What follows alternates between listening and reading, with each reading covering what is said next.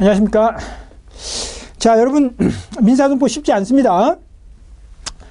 그렇지 않아도 지금 민사소송법 어려워서 죽겠는데 또 쉽지 않습니다. 이렇게 이야기하면 여러분들 뭐 힘드신다고 생각하는데, 여러분, 공부는 정직하게 해야 되죠. 정직하게 해야 된다는 말이 되지도 않는 거 억지로 암기해야 된다 그런 얘기는 아니고요. 되게 해야 되죠. 나에게 남게 공부해야 됩니다. 그러려면 첫째, 도대체 이게 무슨 과목인지 이해를 해야 되겠죠. 이해하고, 그 다음에 그 이해한 속에서 이제 전체를, 맥락을 잡고, 그죠? 맥락을 파악하고, 이해한 다음에 전체 맥락을 파악하고, 그 다음에 이제 암기를 하기 시작하는 거죠. 그죠? 숙지죠, 숙지. 암기 또는 숙지. 체화, 이렇게 하는 겁니다. 따라서, 반드시 이해가 선행돼야 되죠, 이해. 그리고 전체를 묶을 줄 알아야 된다. 그래서 이제 우리가 그런 작업으로, 민사소송법 해가지고, 자, 여러분 1페이지 펴세요. 민사소송법에 의 이렇게 하지 않는 이유가 도대체 민사소송법이 도대체 뭐 하는 과목이고, 도대체 뭐 하겠다는 거야? 이 민사소송법을 통해서 뭐 하겠다는 거야? 그거를 우리가 좀 생각하고 들어가야 된다. 생각하고. 그렇게 하려면 민사소송법이라고 하는 것은 민사소송법부터 시작하는 게 아니라는 거죠. 사인 간의 법률 관계가 먼저 존재하고, 그 사인 간의 법률 관계에서 그 법률 관계가 원만하게 해결되면 민사소송법을 올 일이 없는데, 민사소송법으로 왔다는 말은 사인 간의 법률 관계가 원만하게 해결되지 않고 분쟁이 생겼다는 겁니다. 분쟁이 있다는 말은 다툼이 있는 건데, 여러분 다툼이 쉽겠어요? 다툼을 해결하는 게 당연히 어렵죠. 그러니까 다툼이 먼저 전제가 된다는 걸 우리가 파악해야 된다. 전제가 된다는 것을 받아들여야 된다. 그러려면 그 전제가 되는 법률 관계를 규율하는 그 법을 알아야 된다.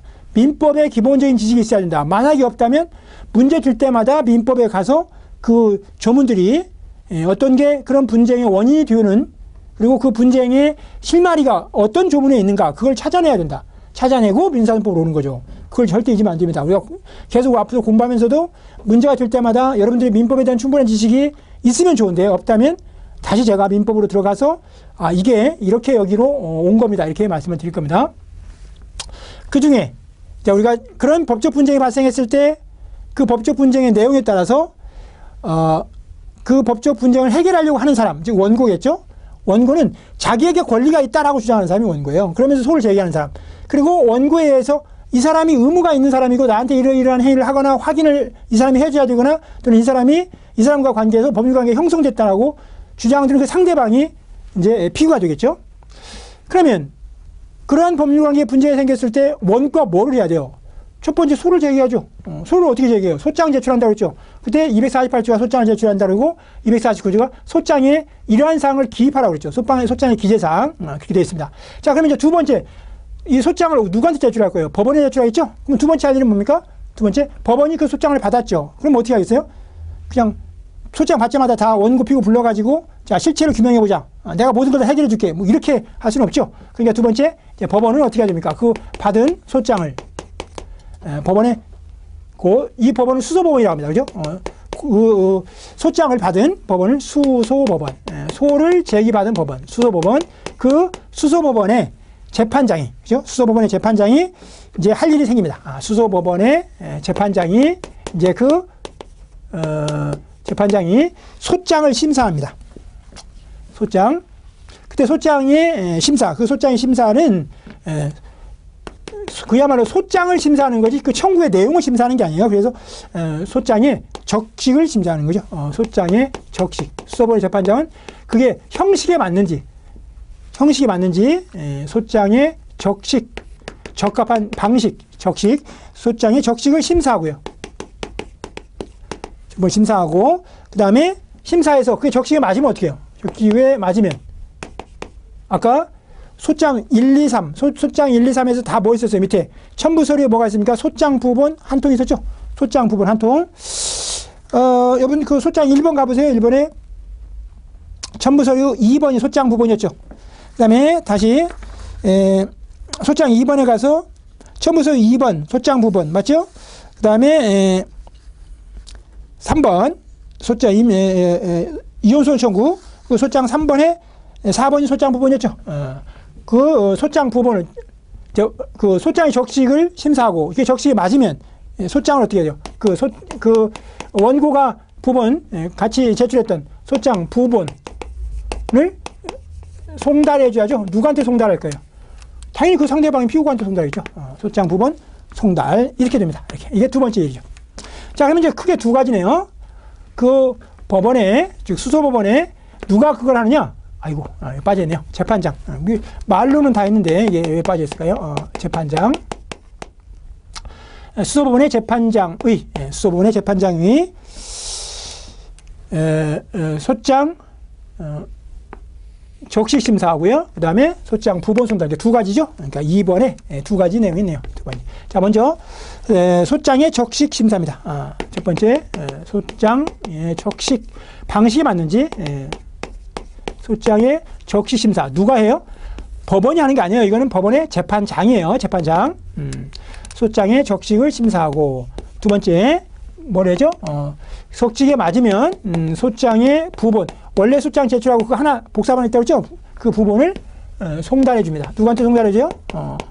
피고에게. 이렇게 해서 두 번째 단계 민사소송이 진행되는 첫 번째 소장 제출했고 그 두 번째 단계에 두 가지가 있네요. 두 가지.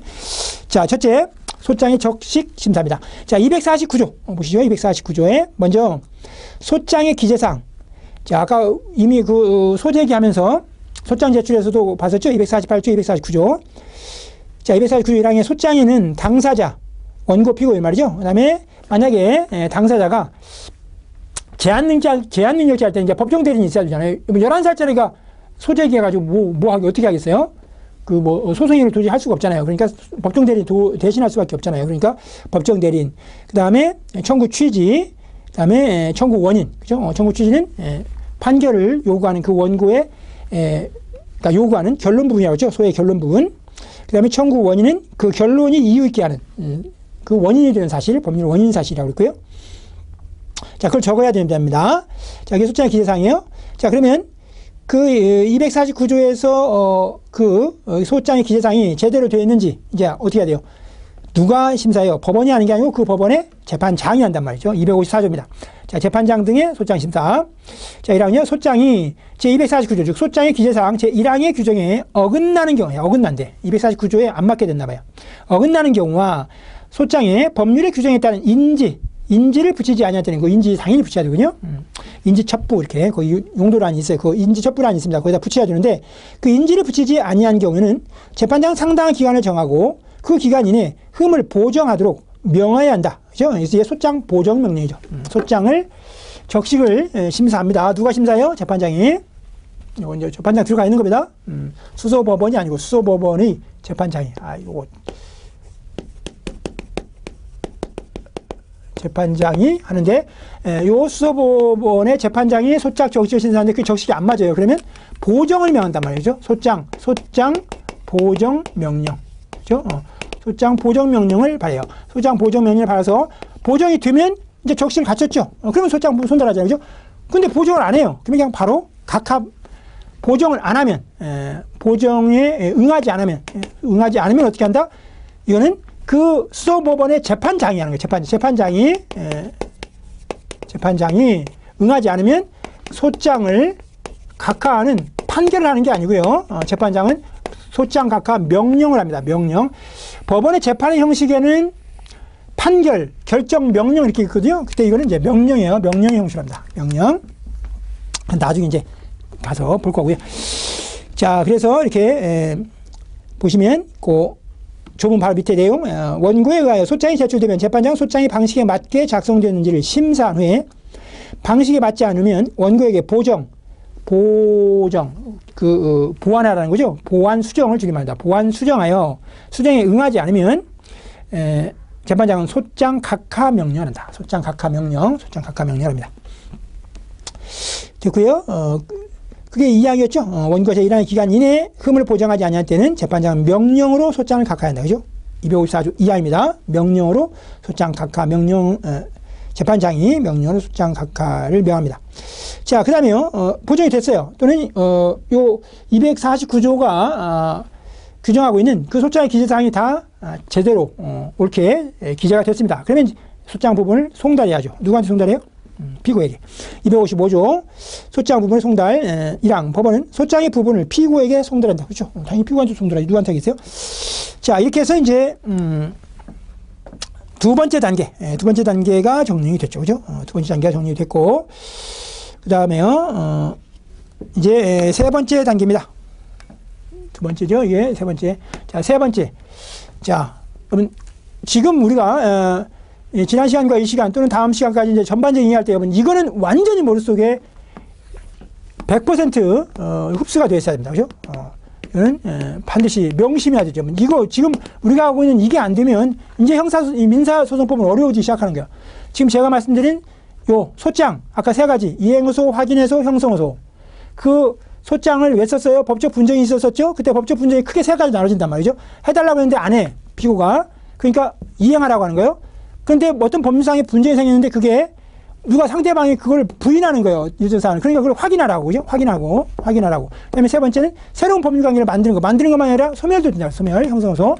그런 세 가지 큰 내용에서 분쟁이 생기면 원고가 소장을 제출해서 그 분쟁을 해결하려고 한다는 거죠. 그러면 소장을 제출하면 다음에 할 일이 뭐예요? 법원이 아니가요. 법원의 재판장이 소장의 적식을 심사한단 말이에요. 소장의 적식을 심사하고 적식이 맞으면 소장 부분을 피고가 이제 송달한단 말이에요. 피고의 송달. 자, 요게 두 번째 일이에요. 두 번째. 자, 그러면 세 번째는 뭐냐? 이제 송달 받았죠, 피고가. 피고가 소장 부분을 송달 받으면 이제 피고. 우리가 아까 원고했으니까 이번에 피고죠. 피고. 그럼 피고는 어떻게 하겠습니까? 피고는 그 소장을 보고 피고가 뭐 하겠어요? 그거에 대해서 답변을 하겠죠. 그래서 답변서를 제출합니다. 그때 피고는 답변서를 반드시 제출해야 돼요. 제출할 의무가 있습니다. 제출 안 하면 피고 바로 패소시켜버려요. 그래서 반드시 피고가 답변서를 제출해야 됩니다. 30일 이내에 답변 제출하지 않으면 피고 그냥 바로 패소가 돼버려요. 답변서 제출 의무가 있고요. 그 다음에 따라서 제출 의무가 있으니까 뭐라 했어요? 답변서를 제출하겠죠. 답변서 제출 의무가 있으니까 답변서를 제출해야 됩니다. 제출을 하지 않으면 자백이 간주되죠. 자백이 간주돼가지고 원고의 주장을 다 받아들여 버린 걸 한단 말이에요. 원고의 주장. 기억나세요? 원고의 주장. 여기 이행호소에서 이행 청구권이 있는 걸로 봐버린단 말이죠. 원고에 당연히 그 권리가 있다. 두 번째, 확인이 된 걸로 봐버린 거예요. 확인이 된 걸로. 세 번째, 형성된 걸로 봐버린 거죠. 뭐 하면요. 피고가 30일 이내에 답변을 제출하지 않으면, 물론 여기는 그것만을 받아들이는 게 아니고, 추가적으로, 이게, 원고가 승소한 걸 보려면, 그거 말고 또 두 가지 추가적인 요건이 필요하긴 해요. 그러나 하여튼, 그 원고 승소가 가장 쉽게 되기 위한 그 전제가 이거란 말이죠. 세 번째, 자, 장기산, 즉, 피고는 어떻게 할 거냐. 자, 답변서 제출 의무가 있고, 따라서 제출 의무가 있기 때문에 답변서 제출해야 됩니다. 자, 256조죠. 자, 피고의 답변서 제출 의무 256조. 자, 그 다음에, 따라서 답변 제출하지 않으면 이제 효과는 257조가 규율하고 있고요. 이렇게 256조, 257조. 자, 먼저 봅니다. 256조. 답변서 제출 의무이랑 피고가 원고의 청구를 다투는 경우, 다툰다는 말은 무슨 말이에요? 이의를 제기한다는 거죠. 거기에 받아들이지 않는다는 겁니다. 그죠? 응하지 않는다는 거죠. 그걸 수용할 수 없다는 겁니다. 자, 피고가 원고의 청구를 다투는 경우는 소장의 부본을 송달받은 날로부터 30일이죠? 30일 이내에 답변서를 제출해야 됩니다. 답변을 제출해야 되고요. 다만, 피고가 그거를, 실제로 교부동 송달에 의해서 받는 게 아니고, 그 공시송달, 그러니까 피고의 주소 등을 알 수 없어가지고 원고가 도저히 피고에게 그 소장을 보낼 수가 없어요. 그러면 법원 인터넷 그 법원의 홈페이지에 그 소장 부분을 그냥 올려버립니다. 거기다 인터넷에 게시하는 거죠. 게시해가지고 그 송달이 있는 것처럼 보는 거, 그게 공시송달이죠. 말 그대로 공시에 의해서 송달하는 거야. 그런 공시송달의 방법에 따라 소장의 부분을 송달받은 경우는 그걸 알 수가 없잖아요. 그 뭐 피고가 일주일에 한 번씩 또는 한 달에 한 번씩 그 뭐 법원 홈페이지에 들어가서 어디에 뭐 언제 나한테 무슨 소가 제기된 게 있나 그걸 확인할 사람이 없으니까 그런 경우는 소장 부분을 실제로 받지 못하더라도 그 소가 제기된 사실을 모르더라도 그런 경우에는 답변서를 제출할 걸 강제할 수는 없겠죠.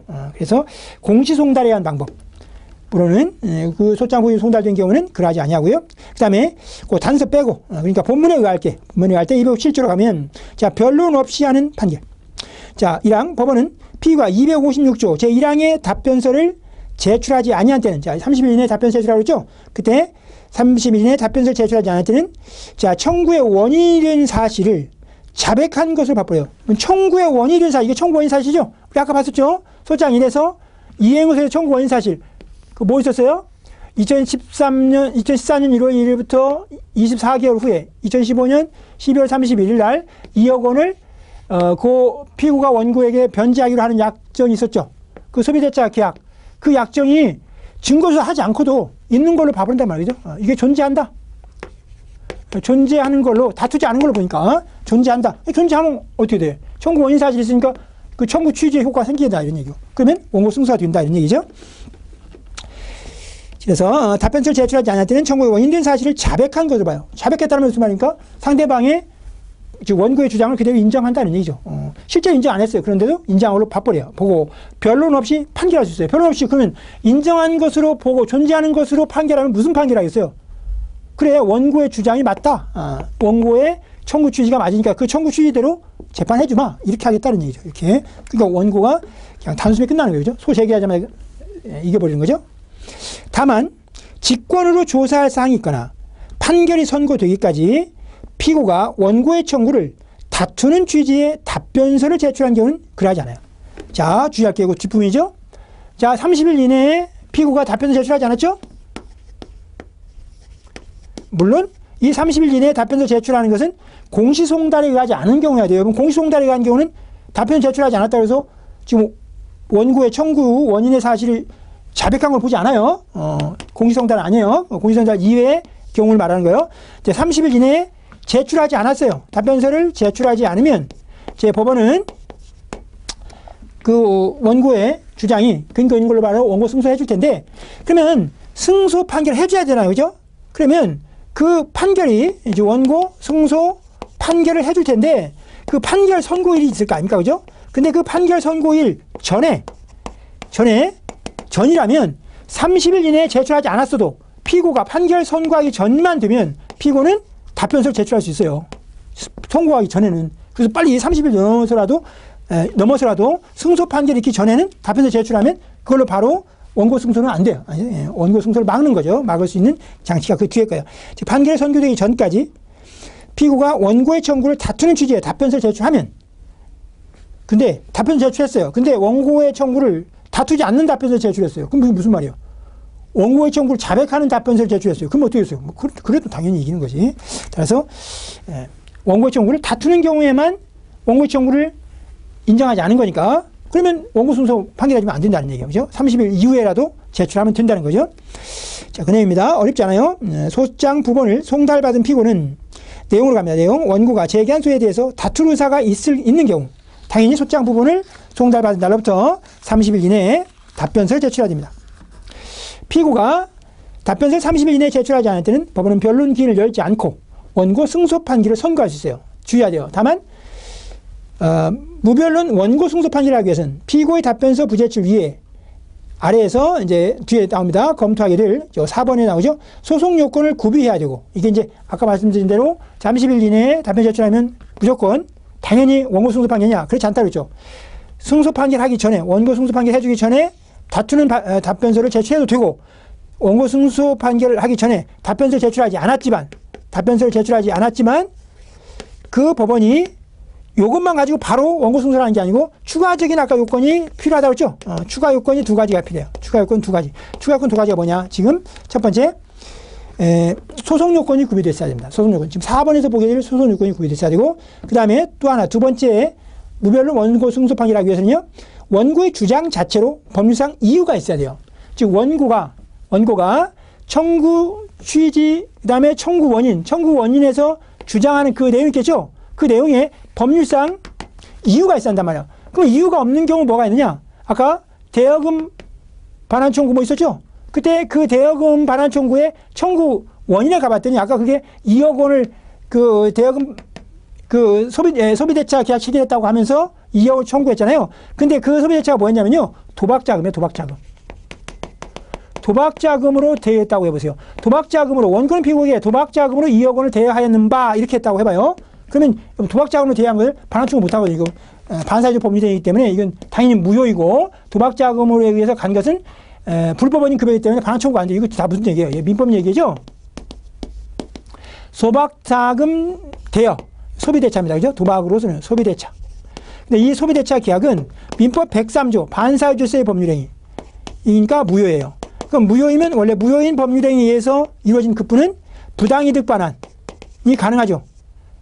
무효니까, 무효인 법률상 원인 없이 간 거니까 그 부당하게 지금 그 도박 자금 2억 원을 대여 받은 거니까요. 그럼 부당이득 반환을 해줘야 돼요. 740조 이하에서. 근데 부당이득 반환을 해야 되는데 그 부당이득 반환이 746조에 불법 원인 급여에 해당하는 거예요. 불법 원인. 그걸 불법을 원인으로 해서 간 것이면 간 거를 다시 반환 청구 못하게 된단 말이에요. 반환 청구하기 못하게 되니까 결국 도박 자금으로 되었다면 원고의 주장 자체로 봐서 원고는 그 반환 청구를 못하게 되죠. 2억 원을. 자, 그 얘기입니다.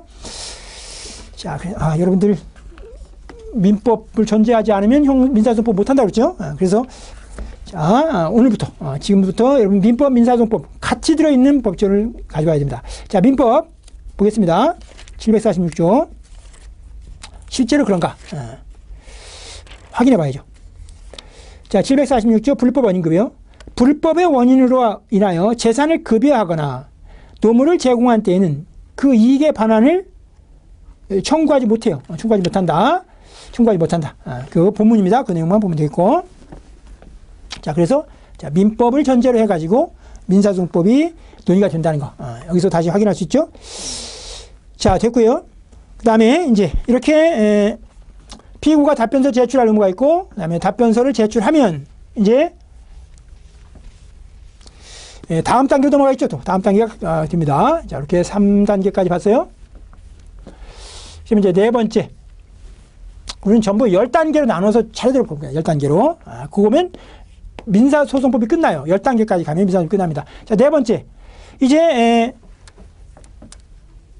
원고가 소장을 제출했고 법원이 소장의 적식을 심사해서 그게 적식이 맞습니다. 그러니까 소장 부분을 피고에게 송달해 줬죠. 그러니까 소장을 받은 피고가 그 소장에 나와 있는 그 청구 취지와 청구 원인에 대해서 각각 답변을 하겠죠. 청구 취지에 대한 답변, 그 다음에 청구 원인에 대한 답변, 그리고 또 이 원고가 거기 준비했던 그 준비 서면에 해당하는 즉 입증 방법, 그에 대해서 입증 방법에 대한 또 답변, 그죠? 이게 있죠? 그런 부분들에 대해서 또 원고에 대응해서 피고도 동일하게 그 답변서를 제출했단 말이죠. 그래서 3번이 다 끝났어요. 제출해서. 그럼 이제 네 번째는 어떻게 되냐? 네 번째, 이렇게 원고와 피고 사이에 서로 다툼이 계속 유지가 되면 법원은 이제 본격적으로 다음 절차를 진행하겠죠. 그 다음 절차가 뭐냐면 이제 이거는 그냥 수소법원입니다. 아까 여러분 소장의 적식 심사는 누가 했어요? 수소법원이 했어요? 수소법원의 재판장이 했어요. 재판장이. 근데 이거는 수소법원 자체가 합니다. 수소법원이 자, 뭐래요? 소송 요건을 심사합니다. 이거는 소송 요건. 수소법원의 재판장이 아니에요. 수소법원이 소송 요건을 심사합니다. 주어가 수소법원이에요. 아까는 누구였어요? 재판장이 주였어요. 재판장이 소장의 적식을 심사했는데 지금 4번에서는 네 번째 단계에서는 수소법원이 소송 요건을 심사합니다. 그러면 자, 일단 소송 요건이 뭐냐? 이게 중요하죠. 소송 요건은 그 원고가 제기한 이 소, 그죠? 원고가 소장으로 제출해서 제기한 그 소가 적법한 취급을 받기 위한 요건이요. 즉 소송 요건이 갖춰지지 않으면 그 원고가 제기한 소는 적법한 취급을 받지 않아요. 그건 무슨 말이야? 적법하지 않은 소송이 된다는 거죠. 위법한 소송이란 말이죠. 그러니까 정당한 판단을 받지 못하겠죠. 판단을 받지 못하게 되는 겁니다. 그게 소송 요건입니다. 자, 4번 재판장이 소장에 대한 적식심사. 소장의 적식심사는 수소법원이 아니에요. 주어는 재판장입니다. 재판장이 소장에 대한 적식심사가 끝나면 이제 수소법원은 소송 요건이 구비되었는지를 심사합니다. 소송 요건이 구비되었는지를 심사해요. 그러면 소송 요건은 뭐냐? 바로 밑에 주겠죠? 소송 요건이란 소가 적법한 취급을 받기 위해서 구비한 사항이면 적법한 취급. 그러니까 소송 요건이 불비가 되어 있다. 즉 구비되어 있지 않다. 그러면 뭐예요? 적법한 취급 못 받죠. 부적법한. 그러면 그 소는 부적법한 취급을 받죠. 부적법한 취급을 받는다. 부적법한 취급을 받는다.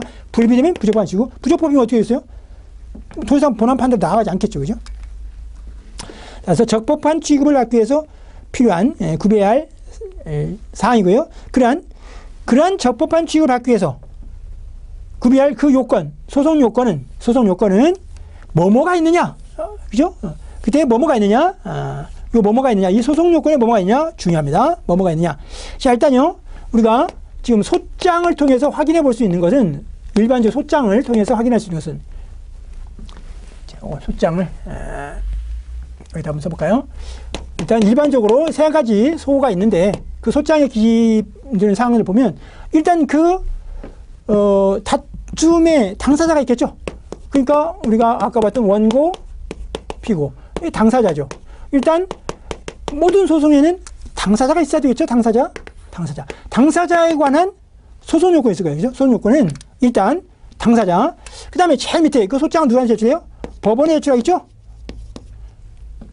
법원, 귀중 이렇게 해가지고 아까 우리가 보였습니까? 서울 동부지방법원이죠. 서울 동부지방법원. 그럼 이거 법원 있단 말이에요. 법원. 자, 당사자, 그 다음에 법원. 당사자가 법원에 뭐예요? 분쟁의 대상, 다툼의 대상. 그죠? 다툼의 대상은 뭐였습니까? 원고가 소로서 주장하는 내용이죠. 원고가 소로서 주장하는 그 청구, 다툼의 대상, 그걸 소송물이라고 합니다. 소송물. 다른 말로는요, 그 원고의 다툼의 대상이 청구죠. 원고의 청구,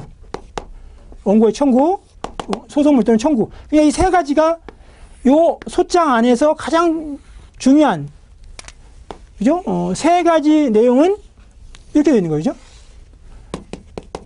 물론 이제 여기 청구 취지가 있고요. 그 다음에 청구원이 이렇게 있는데, 밑에 증거 방법, 그 다음에 첨부서를 이렇게 있는데, 중요한 건 청구 취지, 청구 원인. 아까 우리 249조에서 소장의 기재라고 하는 게 당사자가 제한능력자면 법정 대리인, 이게 제한능력자 아니에요. 그러면 법정이 없으니까, 자, 당사자. 그 다음에 청구 취지수라고 그랬죠? 청구 원인. 그러니까 기본적으로 셋이네, 셋. 요 셋이 소장에 당연히 있어요. 반드시 있어야 될 내용이고, 그건 누가 할 거예요? 법원이 할 거예요? 이렇게. 하나, 둘, 셋, 넷. 특히 당사자 한쪽, 법원 한쪽. 그 다음에 둘이 하나 이렇게 된 거죠? 그러니까 요 둘에서 소송물이 나온단 말이에요. 소송물. 요 둘로부터 소송물이 나오니까, 그러면 결국 우리가 뽑아낼 수 있는 것은 당사자에 관한 요건. 그렇죠? 그 다음에 소송물, 청구에 관한 요건. 그죠? 그 다음에 또 법원에 관한 요건. 그러니까 소송 요건은 크게 몇 개의 부분으로 나눠져요? 세 부분. 그죠? 이때 이제 당연히 먼저 보는 게 이제 법원에 관한 요건. 그 다음에 당사자에 관한 요건. 그 다음에 청구에 관한 요건. 세 가지가 소송 요건 심사에서 검토하는 거예요. 소송 요건 심사에서. 자, 먼저 법원. 사건이 법원에 적합 타당하게 소가 제기됐는가. 그 다음에 두 번째, 그 당사자가 그러한 소를 제기할 수 있는 그런 요건에 해당하는가. 세 번째, 소송물이 그러한 재판의 대상이 되는 청구인가. 그걸 차례대로 본다는 겁니다. 그게 수소본의 소송 요건 심사에. 그중 이 셋 중에 어느 하나라도 이게 그 요건 충족하지 못하면 그건 부적법한 취급받죠. 부적법한 취급은 어떻게 한다고요? 그러면 이건 누가 심사했어요? 법원이 심사했죠. 그러니까 자, 수소 법원이 뭐 하겠어요? 이 원고의 청구에 대해서 소를 각하하는 이 경우는 판결을 합니다. 소각하 판결이에요. 법원이 판결을 한 겁니다. 이번에는 소각하 판결이에요. 아까 우리 재판장은 뭐 했었죠? 소장 적적 심사에서는 적식에 맞지 않으면 소장 각하 명령을 했죠. 재판장이 소장 각하 명령을 했는데 소송 요건을 충족하지 못하면 법원이 소각하 판결하는 겁니다. 소각하 판결. 자, 보겠습니다. 자, 소송 요건 이제 종류 개관입니다. 종류. 소송 요건 종류 그 몇 가지 있어요? 법원에 관한 소송 요건, 당사자에 관한 소송 요건, 소송물에 관한 소송 요건. 이렇게 셋이죠? 셋. 자, 가볼게요. 여기 또 소장 가지고 갈 겁니다. 따라서 바로 위에 소송 요건 바로 위에 누가 설명했죠? 소송 요건에 흠이 있는 경우 법원은 본안 심리, 이 사건의 실체, 본안의 내용으로 들어갈 수 없고 본안 심리를 할 수 없으며 법원은 소를 부적법 각하 판결합니다. 부적법 각하 판결, 소각하 판결합니다. 누가요? 법원이 소각하 판결하는 거예요. 재판장이 하는 거 아니에요. 재판장은 적시까지만. 그 적식 형식에 맞지 않을 때 소각하 명령을 하는 거예요. 소장 각하 명령이죠. 소장 각하 명령을 하는 것이고, 소장 각하 명령을 하는 것이 이거는 소각하입니다. 소각하. 아까는 소장 각하. 속장 각하. 자, 보겠습니다. 자, 소송요건의 종류 개관. 첫 번째, 법원에 관한 소송요건. 법원부터 봅니다. 법원, 요 법원. 자, 먼저, 법원에게 재판권이 있어야 한다는 거예요. 재판권. 자, 요 소송요건 중에, 이제, 첫 번째, 법원에 관한 소송요건 보죠. 그때, 법원에 관한 소송요건에 첫 번째가 뭐였냐면요. 그 법원에게, 4번이죠. 4번에 1번. 4번. 양가로 1번으로 가죠. 양가로 1번으로. 자, 법원에 관한 소송 요건입니다. 첫 번째, 법원.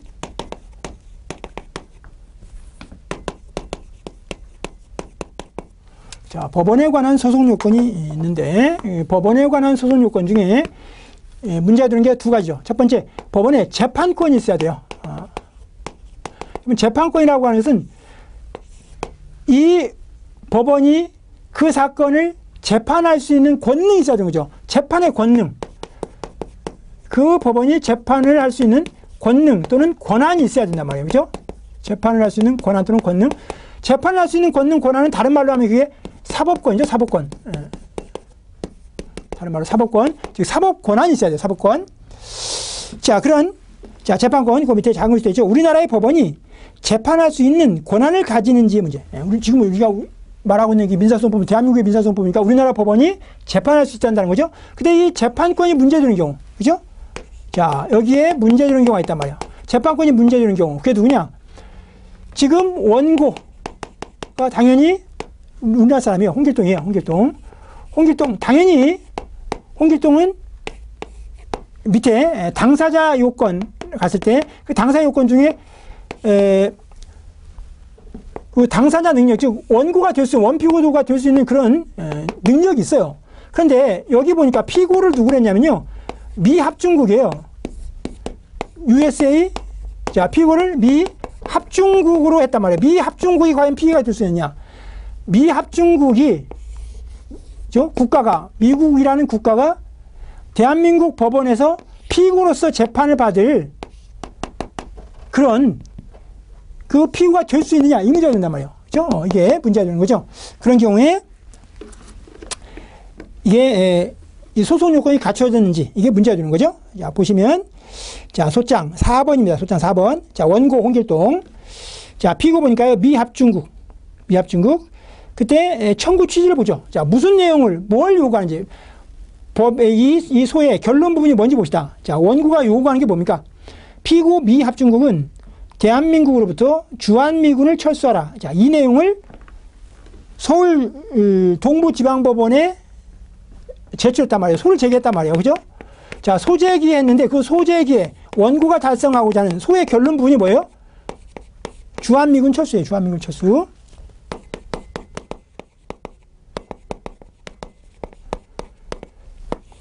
물론 피고로 미합중국은 될 수도 있고 안 될 수도 있습니다. 지금 현재 우리나라 바뀐 판례에 가면 옛날에는 무조건 안 됐어요. 외국 국가는 대한민국의 사법권에 복종하지 않는다. 그래서 절대로 면제가 됐단 말이에요. 그런데 바뀐 판례에 가면 미합중국도 피가 될 수는 있는 경우는 있어요. 있는데 지금 주한미군 철수, 이거는 그 미군의 주권적인 사항이죠. 주권사항이란 말이죠.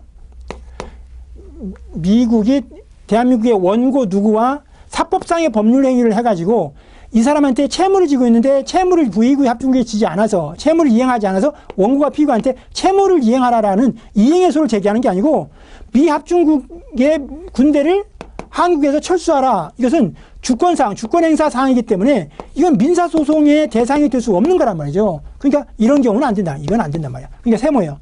되는 것도 있고 안 되는 것도 있는데 이건 안 돼요. 그러니까 이 주한미군 철수를 주제로 해서 피고를 미국으로 삼아서 우리나라에서 소송을 제기할 수는 없다. 이런 얘기입니다. 없다. 따라서 자, 이거는 재판권이 없는 겁니다. 즉 우리나라 법원은 이런 사항을 가지고 피고를 미국으로 해서 미합중국으로 해서 하는 이 재판은 처음부터 소송요건 불비다. 부적법 각하다. 부적법. 자, 소를 부적법 각하하게 된다.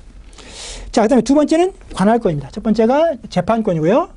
재판권은 재판을 할 수 있는가? 이런 문제죠. 사법권의 문제라고 했어요. 그 다음에 두 번째는 재판권은 있어요. 즉 사법권이 있단 말이에요. 우리나라 법원이 재판할 수 있다는 말이죠. 그런데 두 번째, 요거 밑에 요 하부 단계에서 관할권이 문제돼요. 관할권. 관할권은 재판권의 존재를 전제로 해요. 재판권의 존재가 있다는 거예요. 그러니까 이걸 전제하는 거예요. 재판권의 존재는 전제하고 그 재판권을 나누는 거예요. 그죠? 대한민국에 법원이 하나가 있는 게 아니잖아요. 수많은 1심 법원들이 있기 때문에 그 수많은 1심 법원 사이에 그 사건들 또는 지역을 단위로 해가지고 재판권을 이렇게 나눠놨죠. 그죠? 그러니까 재판권의 존재를 전제로 해서 그 재판권을 분장해 놓은 거예요. 그죠? 분리해서 자기의 관할사항을 한다는 거, 이걸 분장해요. 그죠? 분리해서 관장한다. 재판권의 분장사항, 분장사항을 정해놓은 거. 이게 관할권이니까 그러니까 관할권이 있어야 되죠. 관할권 없으면 또 그런 부적반수가 된단 말이죠.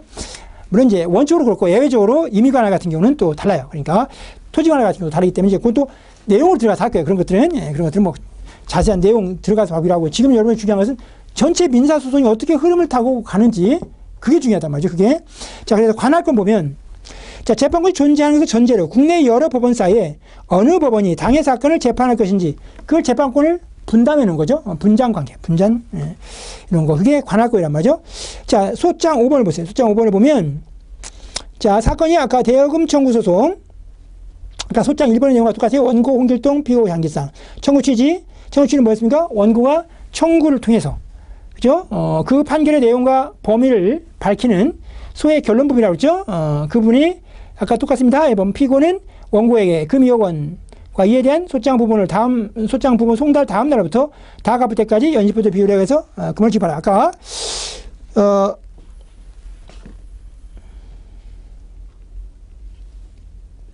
자, 그리고 나머지 상황 다 똑같단 말이죠. 소장 1번과. 근데 마지막에 보니까요. 아까 우리 소장 1에서는 서울 동부지방법원이었죠. 그때 서울 동부지방법원이 된 이유는 이게 지금 대여금, 이거는 종류물 채권, 종류물은 지참 채무니까 채무자가 그 채권자의 주소지에 가서 변제를 해야 되니까 그 원고의 주소지인 광진구에 나중에 이제 토지관할, 그 토지관할의 관할에 대해서 쭉 조문이 있거든요. 그 조문에 있는 내용인데 그래서 동부지방법원은 가능했어요. 그런데 요소를 어디에다 제기했는가 보세요. 원고가 제주지방법원에 소를 제기한 거예요. 근데 여러분 지금 이 소장에 기재된 내용, 그 다음에 물론 이제 소장 1번으로 가더라도 그 제주지방법원은 관할권이 없어요. 제주지방법원은 어떤 걸 보더라도 이 청구, 이 소와 어떠한 측면에서도 지역적으로 제주지방법원은 관련이 없거든요. 그러니까 제주지방법원에 소를 제기하는 것은 생뚱맞죠. 그죠? 생뚱맞은데 즉 제주지방법원에 결국 관할권은 없게 된단 말이죠. 이게 없는 게 원칙이에요, 원칙. 예. 없는 게 원칙인데, 나중에 이제 우리 관할에서 보겠지만, 토지관에서 보겠지만, 피고가요, 이게 관할권이 없는 생뚱맞은 법원에 원고가 소를 제기했는데, 피고가 거기 가서, 그냥 거기서 응소를 한 거예요. 자기가, 지금 서울에서 중량구에 사나요? 중량구에서 비행기 타고 가가지고, 거기 여관을 잡아놓고, 한 1년 잡는 거죠? 잡아놓고, 그 여관에서 계속 생활하면서 거기서 응수를 하겠다는 거예요. 그죠? 그렇게 하면 그걸 관할권이 없다라고 부정할 이유가 없잖아요. 피고가 이렇게 응수를 하면. 그러니까 이런 경우는 원칙으로는 안 되는 거지만 피고가 응수해서 거기에 변론 관할, 그 피고가 거기서 변론을 해버리면 변론 관할이 생기거든요. 그러면 그런 경우는 참 받을 수밖에 없어요. 자기가 그렇게 받겠다고 했으니까. 그죠? 그래서 원칙은 안 된다. 그러나 예외적으로 응수를 하면 가능하다. 그래서 그 원칙 X, 예외 동그라미, 이게 거기서 나온 겁니다. 그러나 여기서 만약에 관할 위반에 항변을 하면요, 피고가 항변을 하면 제주지방법원은 재판할 수가 없게 됩니다. 그죠? 항변을 하면 제주지방법원은 재판할 수가 없다. 이렇게 되는 거. 이게 관할권의 문제입니다. 관할권 역시 이것도 법원 부분에서 자세하게 다룰 내용이고요. 자, 이렇게 해서 그렇게 이런 소송 요건들 중에 법원에 관한 소송 요건이 충족이 되어야만 그 다음 단계로 넘어가고 결국 본안으로 들어간다는 거예요. 여기서 이 요건을 충족하지 못하면 그냥 이 소는 부적법 각하된다는 거예요. 소는 부적법 각하된다. 자, 그 내용을 봤고요. 그 다음 이제 법원 봤으니까요. 그 다음에 뭐 봐야죠? 당사자 봐야죠. 당사자. 자, 법원에 관한 소송 요건. 그러면 이번에는 당사자. 당사자에 관한 소송 요건 보겠습니다.